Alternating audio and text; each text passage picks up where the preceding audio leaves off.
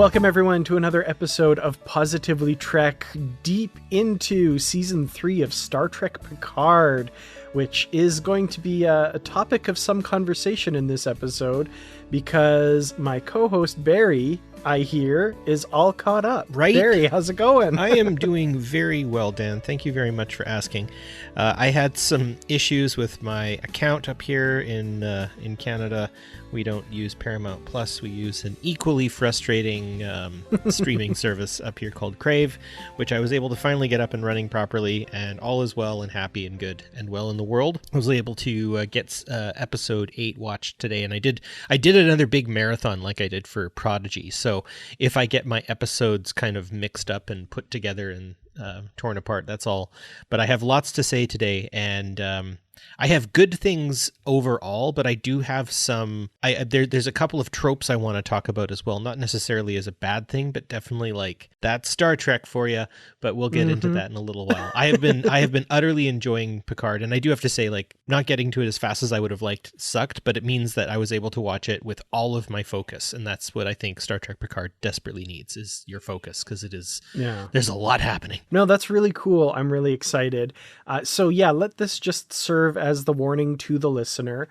We don't tend to do episode reviews and stuff on this podcast anymore, but that said, I do want to say we are going to probably have spoilers up to and including Picard Season 3, Episode 8, and that episode is Surrender. So just be on the lookout for spoilers. If you haven't watched that yet, maybe hold off on listening to this episode until then. But we're not just talking about Star Trek Picard, but that is going to come into it, I think, a lot in the feature discussion, which I kind of want to do just a general talk about where we feel the future of Star Trek on television is going.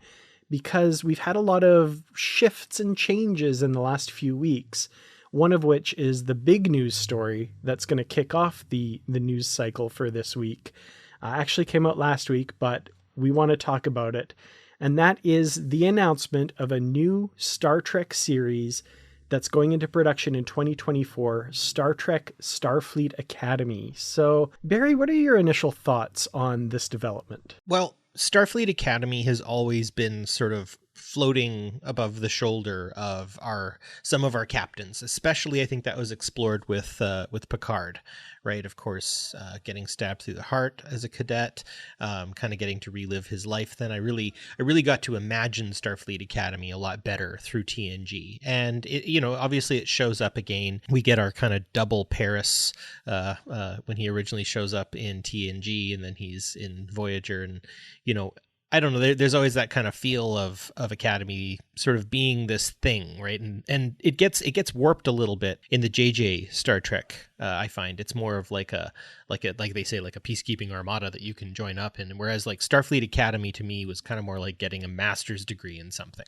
or a doctorate degree, and like getting accepted was like almost like basically their version of winning a lottery or something like that. It's based on a meritocracy. So Starfleet Academy has always loomed large in my mind. What about yourself? Well, I'm definitely interested to explore it more. I'm one of those people that I'm not necessarily particularly excited about the concept. That said, it's Star Trek. I'll check it out, and very likely, based on past experience, I'll really enjoy it.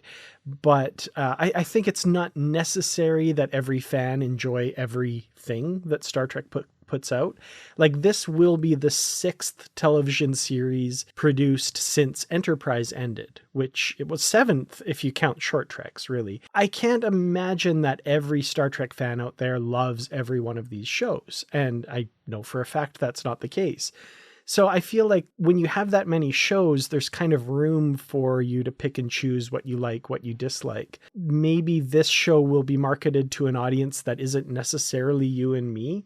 Now, that's the case with Star Trek Prodigy, and I love Star Trek Prodigy, so, I'll probably still love it. But yeah, I'm really curious to see what they do with this. This, of course, is a concept that's been floating around even longer than I initially thought. So Harv Bennett was really kind of pushing this idea for the sixth Star Trek film, which became The Undiscovered Country. They went in a different direction, but he initially wanted to do a Starfleet Academy type movie at that point, which I thought was kind of the first time this was bandied about. But apparently, I recently found out that Star Trek the Animated Series in the 70s, one of the proposals put forward was like a Starfleet Academy show showing Kirk and Spock in their younger years before they became officers on the Enterprise.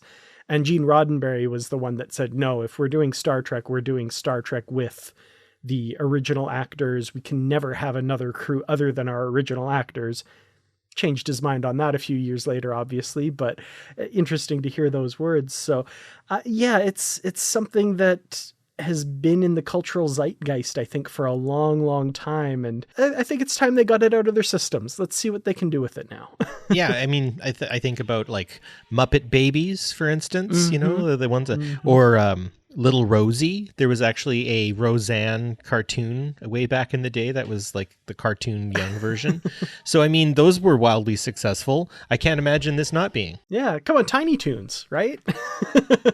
I think ultimately you're right that sometimes kind of all the directions that they're heading in trying to get stuff like Section 31 still kind of floating in the air with Discovery, you know, leaving, Picard obviously leaving. They're trying to replace with something that's going to be long term. And I think Jesse is correct that we're going to have Strange New Worlds for another minute or so. And then they're going to kind of move stuff because Strange New Worlds is flying real close to the TOS sun. And as much as I think they are willing to kind of poke and prod at canon a little bit here and there. And we'll get into Strange New Worlds in just a sec. I have a lot to say about that as well. I do think they're trying to look for something that they can really get some mileage out of. And Starfleet Academy, there's people coming and going a lot. It could be like Saved by the Bell, but in space, or it could be more serious. It could be like they could really take this in a lower decks direction. They could. I often, and this is where the spoilers starts talking. I really, really, really, really, really hope they don't, at least until like the third or fourth season, do a Starfleet is compromised plotline. I'm a little tired of those. Yeah, but, I get that for sure. Like, what is like? It is weak at the top. Holy cow! Like, where is your security? Where are your countermeasures? I know we're dealing with galactic threats here, but come on. Anyways, yeah. So that's my thoughts on Starfleet Academy. Yeah, no, and I totally get that. Even just from a practical point of view, if they're looking at something that's going to have some longevity and last for a while, if you're doing Starfleet Academy, you're going to have a young cast. It's possible this could be the breakout hit, and the faces of this cast are going to be the faces of Star Trek for decades to come. You know, these could be characters that people absolutely fall in love with, and you've got them young. You can have them show up for years and years and years afterwards, right? Some of the wording on the press release and stuff, there's like threats to the Federation and the Academy itself. So, you know, they're flirting with that. So it's a little worrisome maybe, but we'll see where it goes, I guess. Let's see where it goes. But I'm happy with what's coming up next here. The idea of another season of Strange New Worlds. What did you think of those posters? Those posters were awesome. I mean, one of the main reasons I put this in the news, though, that we got those posters on First Contact Day was because that's all the news we got on First Contact Day. Yeah, these posters are gorgeous. I'd be lying if I said one of them wasn't one of my phone backgrounds right now. Nice. So I might cycle through a few of them. They're pretty cool. I have to say the uniform game is extremely on point. Oh, yes. I deeply, deeply want one of those uniforms. I'm a bit of a uniform collector. Favorites of mine, obviously, I have an original series, Kirk Captain from, I believe, the second or third season. I think third season. And then I had a TNG one that just got a little too small for me. I was doing too many Picard maneuvers, and then I blew up the shoulder pads on it. And then I have a Voyager one that unfortunately gave up the ghost recently too. It's just wearing them too much. I wore them to school too often, and that did the trick because I'm running around and all that sort of stuff. But I would definitely want to approach how to get one of these, but of course with the Anovos implosion. I'm not terribly certain where one could find them, but eventually you end up finding them on like Amazon and stuff. I find you can usually find Yeah, those Strange New Worlds uniforms are pretty sharp. I have to say, from the new Trek era, the current, season 2 and 3 Star Trek Picard uniforms, there's something about those. I think they're sharp. And then with the like movie era style stripe down the pant leg, like that just, I fall in love. Yeah, I have to agree with you. Like the way they pin and everything like that is great. And I guess maybe that's why I like Dr. Mbanga's the most. Yeah, that medical tunic. It's just, there's something about it. It's got a sleek look to it. I'm extremely excited to see, and they look comfortable too, right? And obviously, maybe they're not. Maybe those poor actors have to pour themselves into those each time. But for someone like myself who's going to get an approximated sizing, if I can ever get my hands on one, or I could maybe go the direction of Uhura, because that one zips up. There's just a number of different styles, right? Her cadet uniform is slightly different. But I do have to say, like the old Starfleet pullover with the bright colors, for me, I don't know. There's just something about it. I'd like to go to iconic. Yeah, I'd love to go to a Renaissance fair. This has probably been done before. I'd love to go to a Renaissance fair and just like dress up that way with like a tricorder and walk around and just like crash the party kind of. One of my favorite things that I've seen somebody speculate about doing, I don't know that this actually happened or if they thought this would just be a fun thing, was like, if you're a Star Trek fan who's at a Ren fair and actually like dressed in period costumes, and then another Star Trek fan shows up and pulls that gag where they're investigating this, primitive planet, walking around with their landing party, you run up to them, pull them aside, and pull out a Star Trek badge and say, "Hey, what are you doing? Prime Directive, guys, geez." I'm embedded here. What are you doing? Yeah. You're from Fifth Fleet, aren't you? You guys never follow the rules. Oh, friggin' Delta Shift, probably. Yeah, and you're probably on Delta Shift. Oh, I love it. Well, yeah, as you mentioned too, we did get this other news from Corgi UK, another company that has announced new Star Trek model starship plans. And they've had the license in the past. I think I have a Corgi Enterprise D somewhere. They've done some good stuff in the past, but basically just like, the Enterprise D and a Klingon Bird of Prey or something like that. Like very limited. Not counting what they did for Star Trek 2, I'm seeing in this as well. Apparently they had a couple models come out for Star Trek The Vengeance of Khan, it was called on their packaging, before the title was finalized, I guess. So they've been in the game a while. Yeah, and I mean, I don't really like to pass judgment on toy makers from the 70s. It was a wild time. Like just looking at the toys from that time, holy crow. Obviously, attention to detail is something that most people are looking for, because for most people, and I showed you a picture in my office, the spread of starships that I have. There's also 2 on my desk, and then there's another one that I have in another room, and then I have another one in front of me right now. I have the Bozeman. Attention to detail is really important, and these aren't toys that one necessarily like plays with and makes space noises with and stuff. These are things that people are going to want to collect and put up, much as our grandparents would put up like Hummel dolls and stuff like that. It's a collection. It's something that expresses ourselves, and it's something that we love. So I'm hopeful that Corgi is going to be trying to pull at the stops and try to fill that eagle moth shaped gap of UK starship producers. Definitely. And yeah, these ones from The Vengeance of Khan, as you can tell, aren't the most screen accurate. No. I do remember that Enterprise D of theirs looking pretty sharp. So speaking of sharp, if what I remember is correct, the Enterprise D would be big enough to sort of, it was all metal, right? I think so, yeah. Yeah, and you could whip it real hard, and the saucer section was actually kind of sharp, because I think we ended up putting like a sickle-shaped dent in my cousin's drywall with it. Oh, wow. Yeah, we whipped that thing. We did way more damage than the D even got when it was brought down into a gravity well. Oh my goodness. Yeah, chipped the paint and everything. Wow.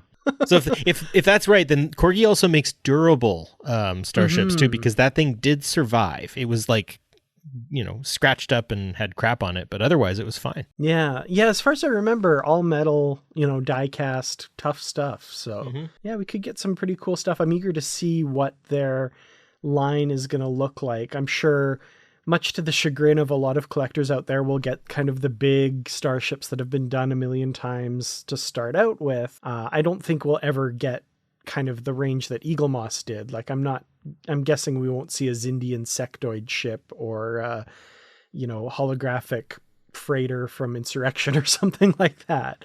Yeah. But, some of the more, I would love to see a Titan A, obviously, from Picard, some of the stuff from Discovery and the Protostar from Prodigy. I mean, these are screaming to be made at this point. Well, and I think that is a really good point. The new designs have been a blast to watch. And I mean, one of the things I've loved about Picard is the new ship designs, just the way they have that kind of old, new, sleek formatting to them. I really have to say I've fallen in love with the Titan in a really good way. I love the interior. I love the bridge. As you were kind of talking, I think we were talking about the idea that like dark bridges are here to stay. That's pretty much it at this point. I do like the well-lit bridge too, but I understand for cinematic purposes and just making it look cool. And I think, and this might be incorrect, but I do actually think that bridges on most like specialty ships that would be necessarily like part of fleets and stuff are typically lower in their lighting, if I remember correctly. So, militarily, I think it makes sense. Well, yeah, it's definitely a different era we've gotten into in design and stuff. So, I don't know. I think there's room for multiple iterations, and maybe we'll see a brightly lit TNG-esque bridge at some point. Who knows? But, maybe Shaw just likes the lights turned low or something. Yeah. Actually, just, thinking about finding models of ships you like and stuff. I'm also a fan of the TV series The Expanse, and do have to say, like, I really appreciate and enjoy their ship designs for their sort of pseudo practicality and all that sort of stuff. But finding one that isn't just like 3D printed or something can be really hard to get. And 3D printers are getting better and better as each generation kind of learns from the past one. But to have like an actual manufacturer making toys again like that, I think is really important and cool. And I hope they do, maybe not paint themselves into a modeling corner that Eagle Moss might have done, but get the good ones. And the Titan, I mean, it's a principal ship. I'd love to see that out there. Yeah, for sure. That's one of the Star Trek line, of course, is the biggest thing that I was sad to lose with Eagle Moss, but they're kind of burgeoning Stargate and Expanse lines as well were really nice. And I never got one, but their Rocinante looked really good. Yeah. So. Well, one last little piece of news before we get to our discussion just came out moments kind of before we started recording, and I had to put this down. Star Trek, the official Twitter account, has just tweeted that on IMAX screens on April 19th only, they are going to be screening the final 2 episodes of Star Trek Picard back to back, plus a live stream Q&A with members of the cast.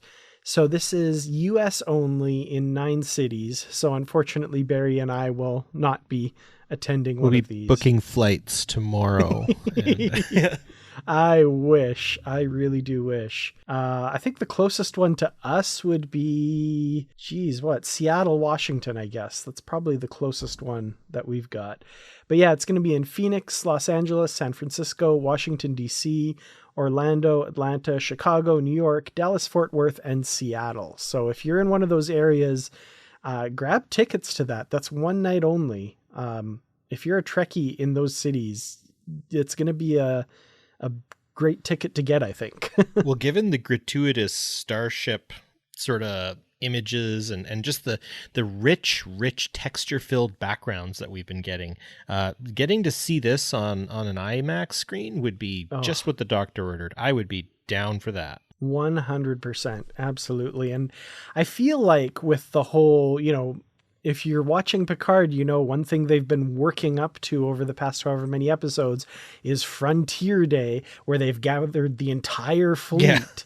I mean, come on. I don't know what that's going to look like, but we need to see that on an IMAX screen, I'm sure. Yeah, even like the previous, they would sell tickets if they just did like a 25-minute LeVar Burton reading Rainbow style of him just like walking around his his like Starfleet Museum. I would actually that's the new series, Reading Rainbow, but with Geordie LaForge talking about different starships. He could do like a 25 episode run and like go through like 3 ships an episode.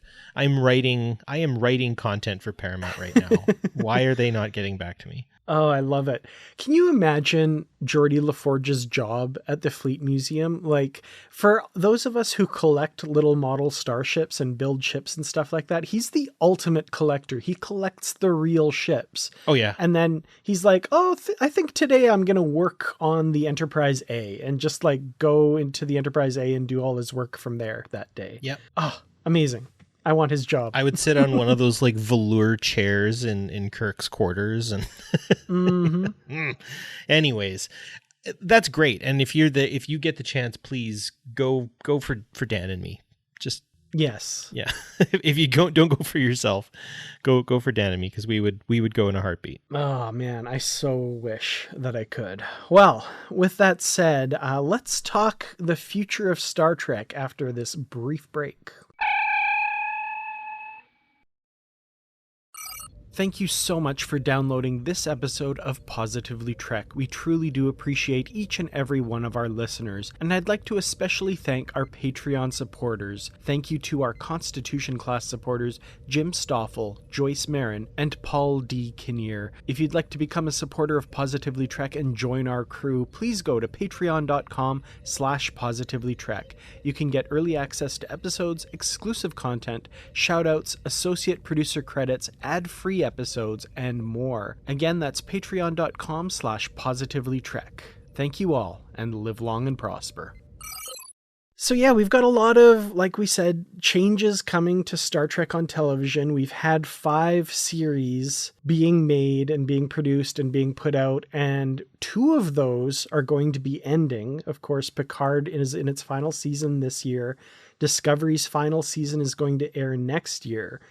What is the future of Star Trek going to look like? Now, we know one new show coming, but I'm pretty sure there's more on the way. And, you know, there's rumored ones that they're hoping are still coming, but maybe aren't. I don't know. But there's got to be stuff that we haven't even heard of yet that they're working on. So how does the future of Star Trek on TV look to you, Barry? A loaded question. Big question, I know. But I think it looks positive. I don't think we're going to lose Star Trek anytime soon.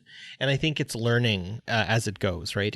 Like the Borg, the series and the writers seem to be adapting because Star Trek Picard has gone in a lot of places, boldly, you could say, into a lot more self-effacing, self-referential humor that I think they learned from Lower Decks and have added it, right? There is a point, and this is where all the spoilers come, like, like, Picard, another one of your, what was it? Poetic, like, but vapid, like, poetic drive-bys. Yeah, poetic observational drive-bys.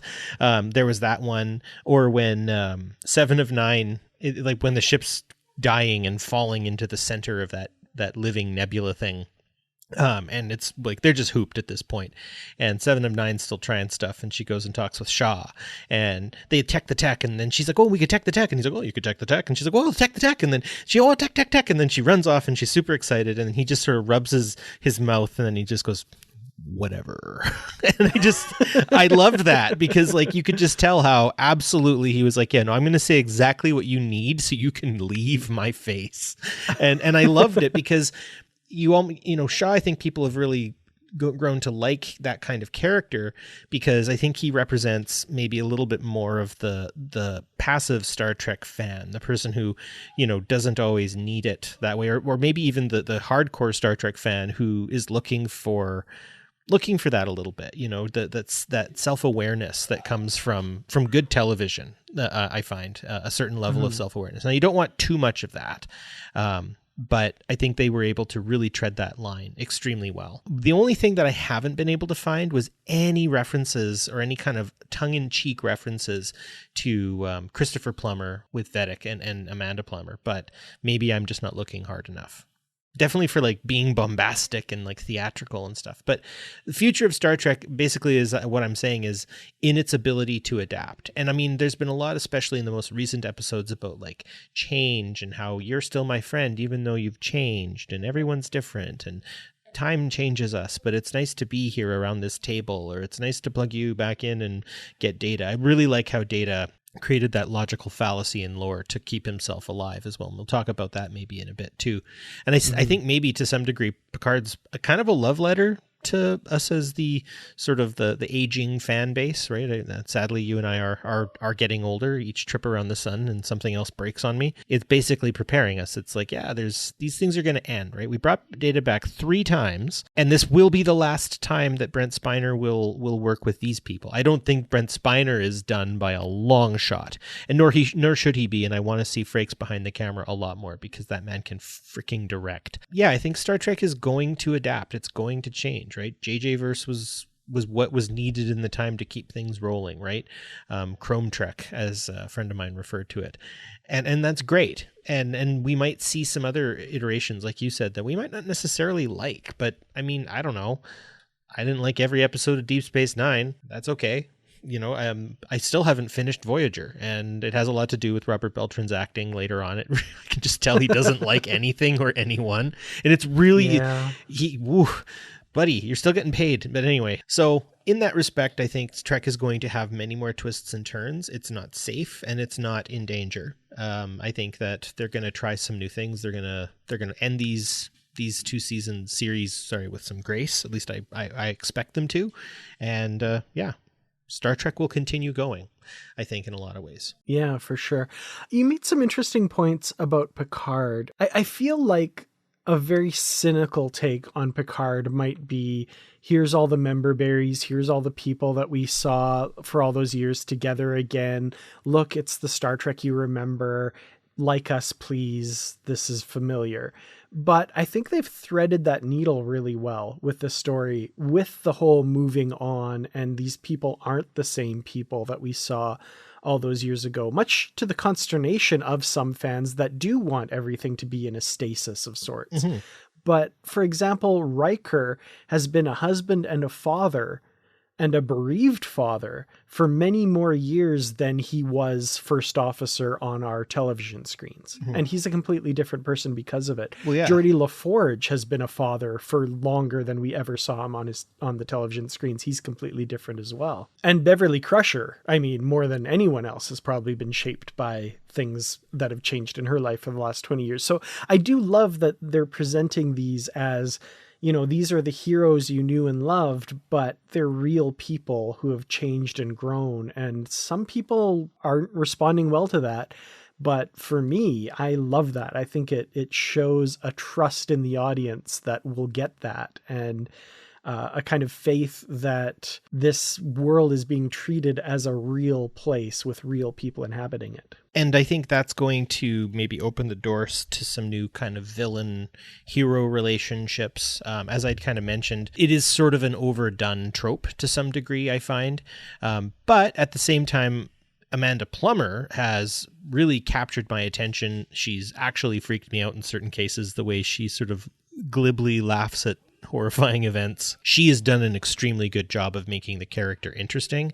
And I bring up the trope idea because that has nothing to do with her as an actor. She's come in and has made a very three-dimensional person who, you know, I can sort of see her being mad to some degree, but that kind of dark Starfleet has been compromised sort of idea. Yeah, that's been done a lot. And so with the characters coming in, you know, some people I've heard talk about like, oh, there's Brent Spiner wedging his way back in, you know, Data never dies. Oh, well. But it's like, no, he's actually like, they brought him back, I think, the best possible way they could. I really like the logic that they did with, by giving Lore these memories, Data basically implants himself. And actually, that is a greater theory, and it takes away the concept of survival of the fittest. It removes the zero sum from the game of natural selection and makes it more the idea that it's populations working in symbiosis, experiencing one another. And through that experience, they not only change the other, but they also change themselves, right? You think about if you picked up a pear right now it's ripe and ready to eat, and you took a bite out of it, you experience that pear. But through experiencing, you also alter it. But what you don't understand is also that that pear will alter you by your incorporation of its nutrients and vitamins and starches into your body itself. You are literally what you eat. And that's ultimately what turns lore into data. But it's not. He's an aggregate. And to think about it that way, and what you'd said, Riker, Troy, Crusher, Picard, all of them are aggregates of these new experiences. So to expect them to be exactly the same would be like expecting them to have been exactly the same from season 1 to season 7. So anyone who's resisting change at this point... What is this, Voyager? No, yeah. I'm sorry. Right? Yeah. So I guess, to expect some kind of simulation to what was originally is I don't know, kind of wanting a simulacra of what can never be. Right? They even kind of wrote Data's aging Gollum character into it because, they just can't make Brett Spiner look like that anymore. He's not 25. He's still a really good actor. I have to say, him shifting from the different characters through this series, like, Buddy's got chops. Like, he goes from B4 to Data to Lore, and he's like flipping his, like, all of the little tiny muscles in his cheeks are shifting. You can see it happening. I'm like, what the crap? So again, like, this is also showing us that these actors are nowhere near done if they don't want to be, which I think is great. So this means like maybe they move to the cinema. Yeah, I mean, I'd be all for that for sure. Yeah, I mean, in this discussion that I've kind of outlined a bit, we haven't even talked about films. Like, no, exactly. Who knows what the future might hold for sure. I really buy a lot of what Marina Sirtis's character is doing, like as Troy. It's almost like for a little while, it seemed like I was worried they were just going to give her nothing to do. But now she's become like practically integral. And I think that's some really good writing and a way to kind of create that ensemble that the cast has always sort of had. Absolutely. I mean, seeing them all sitting around that conference table at the end, and they didn't even have to directly call it out, but they did. And I think that was appropriate. Like, it's been a long time since we all sat around a table like this. Too long, I loved that. That was wonderful. And it felt like I was at home. But again, with characters who are real, who have changed and grown and aren't just... You can't just put them back in their original positions because that's not who they are anymore. Yeah. Well, I mean, I think about some of my favorite Star Trek shows, episodes, whatever. You think about in Far Beyond the Stars. Doesn't even take place on a ship. Doesn't even take place in the 24th century, right? Or, The Inner Light. It's not really much of anything in that respect by way of like, ships going boom, boom or anything like that. A satellite, basically just like pokes Picard's brain and we get some of the greatest moral messages ever. And then finally, like one of my favorite Star Trek movies, The Voyage Home, doesn't even take place on a Starfleet ship. They're in a Klingon warbird or bird of prey. I think Star Trek can do more. It can adapt more. It can change. It can go in a lot of different directions. Wouldn't it be weird if they actually tried to go more in a direction of sort of like the Expanse style and go even further back and have them like learning how to fly Daedalus class ships, right? I don't know. Yeah. Maybe that's too much to ask, but I think really just letting things roll, I think is really important because we have all this interest and not necessarily, allowing for schlock. But I think the good part is we've kind of made our message heard.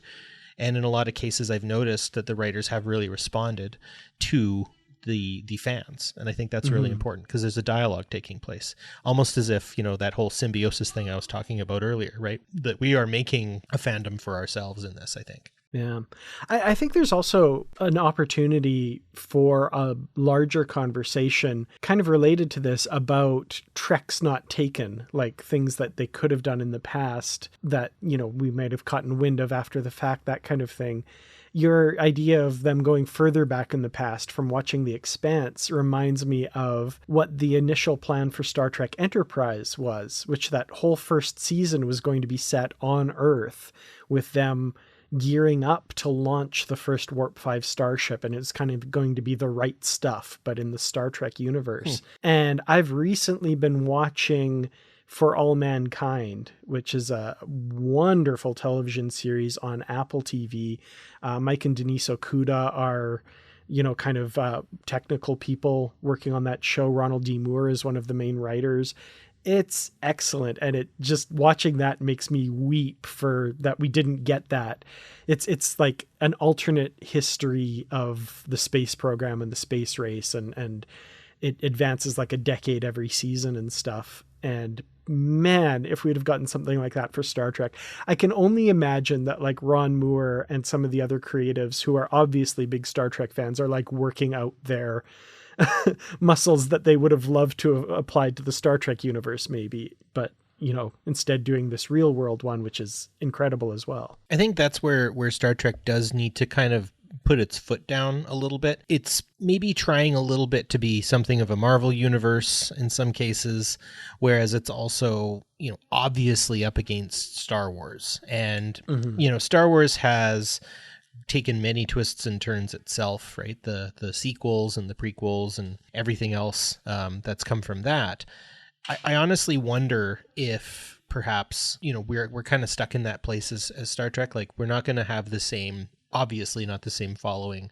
We don't have the resources, or at least, Paramount doesn't have the same resources that Disney and Marvel do or anything like that. But I do think that ultimately we can maybe set down on that niche of kind of something a little more, I don't know what to say of it, but like deep dives like that, where you're saying like maybe the first season of Star Trek Academy or Starfleet Academy is them preparing for the exam, right? There's no space-time recorded whatsoever. And instead what they're doing is they're going through moral tests and trying to figure each other out, so that by the second season, throw them into like something crazy, right? Like maybe the Dominion War starts, right? And then now their metal gets tested, right? Something like that. But I guess that's the thing, is the sky's the limit. It just depends on how much risk the writers want to take. And to some degree, I wonder if sometimes the member berries and everything is a really good way and a non-threatening way to get away with poor storytelling. And I'm not saying that that's the case with Picard. I think they've balanced that really well, though they've relied on some tropes, but maybe that's kind of a member berry in itself. But I do think that the more risk you take, obviously, the more likely you're not going to get the same kind of return. But like, I want rewatchable Trek. And I think that's the most important part is Star Trek that you can go back to and watch again and enjoy is always really, really important to me. And again, not to say that hasn't happened in New Trek, but it could happen more. Well, one of the things that gives me a bit of hope in some of the regards of what we're talking about with taking risks and doing different things and new and interesting things is that announcement from a few weeks ago where Alex Kurtzman was kind of talking about the possibility of limited series or maybe made for TV movies and that kind of thing. I feel like there would be a lot more freedom to kind of experiment and do some strange and different things, kind of like Short Treks was, but maybe on a slightly larger scale. For example, one of the things that was talked about a few years ago was the Nicholas Meyer SETI Alpha 5 series. Now we know that they're going forward with that, producing it as a fiction podcast kind of thing. I'm really curious to see what format what that looks like and what form that takes. And are there other stories that could be told in different mediums, not just television, not just books or comics, but other media as well? That could be really interesting. But even just a 4-episode limited series all about the founding of the Federation or something, right? Or the Romulan War, or some corner of the Dominion War that we didn't know was happening at the same time, or something, maybe the Cardassian border conflicts, young Miles O'Brien on the Rutledge, or who knows? Like, there's so many different areas of Star Trek, and I realize everything I listed sounds very combat heavy, and that's not my favorite part of Trek, I swear, but for some reason that's where my brain went. Well, interestingly that you mentioned this, and this is totally a recommendation to listeners as well. We haven't been approached by these folks, or I don't even know if I've mentioned this to Dan yet, but there's a game I've been playing on my phone. It's an app game, but it's a turn-based, dialogue-based role-playing game where you are the president of a fictional country, and the game is called Suzerain, Suzerein, which if you are a vassal, right, someone who is being controlled by someone, you're the vassal of someone, the actual title or honorific for that person would be the Suzerain. So it's a really difficult word to say and to spell, but if you can find it, yeah, you're basically the president in the early 1950s of a fictionalized country in a fictionalized world with, uncanny similarities to our own, right? You're the president of a country called Swordland, and it's got kind of a Russia-British-esque country near it, and an Italy/Latin American country-esque country near it, a very sort of on-the-nose Iraq-style country that you're near, and there's the ATO instead of NATO, and then there's like a communist pack, and it's this whole thing, and like there's like apparently like 9 major endings and like 15 sub-endings and all these other sorts of things that can happen. But something that in-depth, it reads like a novel. I've gone through the game. This will be my 3rd playthrough that I do kind of just before bed and stuff, and you make big decisions and like even like smaller decisions, and I just think like that could be Trekified. So if there's anyone out there who knows how to make an app game, talk to me. Let's write something. This would be fun. That sounds awesome. Yeah. Copyright. Anyways, but yeah, I think there are other media that we as Star Trek fans can delve into. Something like an app game that's turn-based, dialogue-based would be something obviously that I'm already consuming as sort of a history nerd and whatnot. But I think exploring more than just television, realizing that the box office isn't as it once was, and that streaming is about rewatching. Streaming is about binging. Streaming is about really enjoying the stuff you like to see. So yeah, take it in a couple of different directions. Well, it kind of remains to be seen what they might do with formats other than, a season at a time television show. But that said, as far as official announcements, that's what we have for the near future. So just this year alone, after Picard's over, we've got in June, Star Trek Strange New Worlds Season 2. Season 3 has been announced. It's currently filming. In the summer, we've got Lower Decks Season 4 coming, and then winter Star Trek Prodigy Season 2, with the final season of Discovery coming next year in 2024. So that's kind of what we have on the board as of right now. I totally missed the mark when I thought there was going to be some big announcement coming on First Contact Day. Of course, as we mentioned earlier, we didn't get that, but I still feel like there are other big announcements coming. Starfleet Academy, of course, as we know, is filming next year, so not sure when that'll be released. Probably 2025 would be my guess for when we first see that on the screens. There's other question marks too. So Strange New Worlds Season 3 is a sure thing.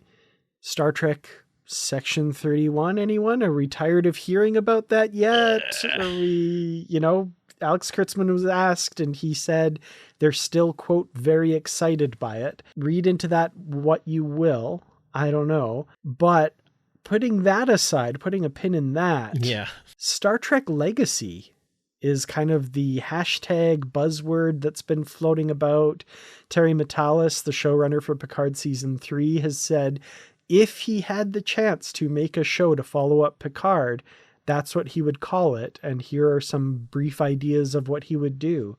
What are your thoughts on this? Well, yeah, when I heard Terry Matalas basically kind of floating the idea that he'd like to sink his teeth into this, I think he's definitely the right person for the job in a lot of ways. He could wind up exploring some other captains. He could wind up maybe taking things in that kind of short treks direction. A lot of really good things could come from that. So I'm hopeful. And you kind of sort of mused, I think, in our conversation that this could do something like a revisit, Captain Janeway doing something, or, even like look at Sulu, right? I'm sure George Takei would be down for an episode to kind of do that, like those little bits that they could return to, and then maybe even explore further, right? Like do something with Shaw, for instance, could be a thing. So who knows? Definitely. Well, one of the things I kind of wonder is, at Paramount, they're thinking long-term, right? They're looking at long-term plans and how they want to do things. We've got in live action where we have had 3 series. We're going to be down to 1 and then 2 when Starfleet Academy comes along. If you add Star Trek Legacy to that, that gives us our 3 back to kind of where we've been at. And part of me wonders if they're kind of playing the spread a little bit. So there's some things in this Starfleet Academy announcement which point very obviously to the 32nd century, right? The press release says for the first time in 100 years, the Academy is open and accepting new cadets. That to me feels like this is where that's set. Could be wrong, but I'd be willing to put money on it at this point. So 32nd century show with Starfleet Academy, 23rd century show with Strange New Worlds, and Star Trek Legacies following up to Picard would kind of scratch that 25th century itch there. So, and I mean, there's a lot of ifs and a lot of buts kind of going into this, but if that is the plan, do you think that's kind of where they're going, is wanting to have kind of those 3 flagship shows representing the 3 big eras that they have in Star Trek television right now? Potentially. I mean, I think about one of my favorite episodes of Star Trek is Master and Commander of the Far Side of the World, and that takes place in early 19th century sailing. Well, the age of sailing still had almost 100 years to go before it really started getting taken out by, you know, the ironclads and all these other sort of steamships and whatnot, right? From 1804, you know, I guess like 60, 70 years to go still. And before that, I mean, you would find people on, you know, different types, right? From the Caravel, you know, to the Man of War. But if you go earlier and stuff, you've got like carracks and cutters and all these like smaller ships and stuff. But the age of sailing, I mean, has been going since, you know, ancient Greece. And even before that, I mean, Zheng He, a Chinese naval commander for one of the emperors, I think almost circumnavigated the globe, or at least came close to it. So, I mean, if you think about how much time I think we as a species will spend in space, I mean, I like the ship variations. I like how they kind of play that out. It's interesting as well because they're like, this could end the Federation forever. And it's like, aha, but something's happening in the 32nd century. So I wonder sometimes if time can be an issue there, but I hope so. I hope they kind of create, you know, these kind of pillared segments where they can draw Star Trek lore from and expand on the canon. Yeah, I feel like that would be kind of an interesting way to go. I mean, it limits the marketing of crossover potential, I guess. But, yeah. You know, Lower Decks and Strange New Worlds are separated by a century, and they're not letting that stop them. So, you know, it's Star Trek. There's always ways, I guess. Right. I mean, Star Trek's been on Futurama before, so they'll transcend anything. There you go. A couple other things that I wanted to mention about Starfleet Academy that I didn't mention in the news segment. One of which I'm really excited about. Tawny Newsome of Star Trek Lower Decks is actually in the writer's room of Starfleet Academy, she announced. So I'm really excited about that. And it like makes me reevaluate the level of irreverence there might be in this show. And that's what's got season 3 of Picard going so well, is the fact that it's got a certain amount of irreverence. And I mean, I love just recently, like, to figure out whether or not you're a changeling. They just badmouth each other on whether or not Picard's wine is good, right? As a running joke, I want to put together like a compilation of the number of times Chateau Picard has been maligned this season, right? In Picard. It's so funny. I think that's the best running joke. Didn't he refer to Geordie's taste in wine as pedestrian? Pedestrian at best. Yeah. He's real. That's him. Worf calling it sour mead. Yes, sour mead. That was so great. Sour mead. Chateau Picard. It is quite tart, sir. It is quite tart. Oh, I love it. Oh, man. Yeah, irreverence. I mean, that's fun. Yeah, like I mean, that's the thing is we're Star Trek fans. We are not the caricatures that the Big Bang Theory has made us out to be. Be funny. Don't take it seriously. We're not going to actually you. Even though I did earlier in the episode about the whole space dock thing, but just We are beset by our paradoxes, we Trek fans. But anyways, irreverence is good. Contain multitudes. It's fine. At least I can look back at it and then become irreverent myself and be like, well, that wouldn't actually happen. But that's the thing, right? And then you're like, well, actually, maybe it would. And I'm like, oh, come on. But that's the thing, right? That's what gets us talking. It's not in a way that we're going to like call them out at some con or anything like that. If anything, we're going to laugh about it and enjoy, right? Laughing and enjoying and having fun is what I watch Star Trek for, and being inspired and reflective and stuff like that. So as long as they keep that going, I'm willing to accept pretty much anything they'll throw at me and see how it goes, right? And I haven't liked everything, and we don't think we ever have to. So here's to another couple of years of some solid Trek, and then we'll see where it goes from there. Hear, hear. Well, let's open it right up then for the end of this conversation. If you were at Paramount and you wanted to get your Star Trek series made, what would you want? What do you want on the slate? And sky's the limit. Well, I just said I would make that app game. 100%. I would make a story-based app game with like 50 different endings. It would be super encompassing. Artwork would be, maybe kind of go with more of a retro 60s style, just for the heck of it. Maybe even connect it to like some VR game that do like Star Trek Bridge Crew or something like that. But I always like imagining myself on the bridge, and what better way to do that than to kind of play into it a little bit more in that respect. So that would actually be mine. Would be making like a story game. That's pretty cool. I'd be first to beta test that for sure. Well, I'd have you in the writer's room with me. Yes. Awesome. Now, what about yourself? I mean, this is an answer I've given a few times in the past. I think there's a lot of potential for it. There's a great novel by Keith R.A. DeCandido called Articles of the Federation. And it's like the kind of top-down view of politics in the Federation. And I mean, I know that's not everybody's cup of tea, but an organization made up of 150 member worlds, like what do the politics of that look like? Like, how do you keep everybody happy and part of this organization for the greater good? And what are the kind of day-to-day issues that would come up for the leaders of the Federation? Whether they're campaigning to be elected or just worried about a Bajoran refugee crisis or something like that. Like, I would love to see the big picture of the Federation. What we get of starships would be, the occasional calling out to some starship that's on the frontier dealing with some situation, but it would be mostly just a big map with names on it and dealing with it from that level. I think that could be a lot of fun. I feel like it'd be a challenging series to write to make that believable. I think there's a reason we haven't really explored what the politics of the Federation look like in depth, but I think with the right writers at the helm, it could be really fascinating and a lot of fun. So if I'm following you, kind of like a Starfleet West Wing? Mm-hmm. Similar, yeah. Cool. Yeah, I'd be down for that. That would be, and again, that plays into my game idea to some degree. You could even do it from that level, because I mean, in this one I was talking about, you're the president of an entire country. But yeah, I think going into those sort of deeper, more textury explorations are something that I think most of us would be interested in watching. Now the problem is that marketable, right? That's always the big question. Mm-hmm.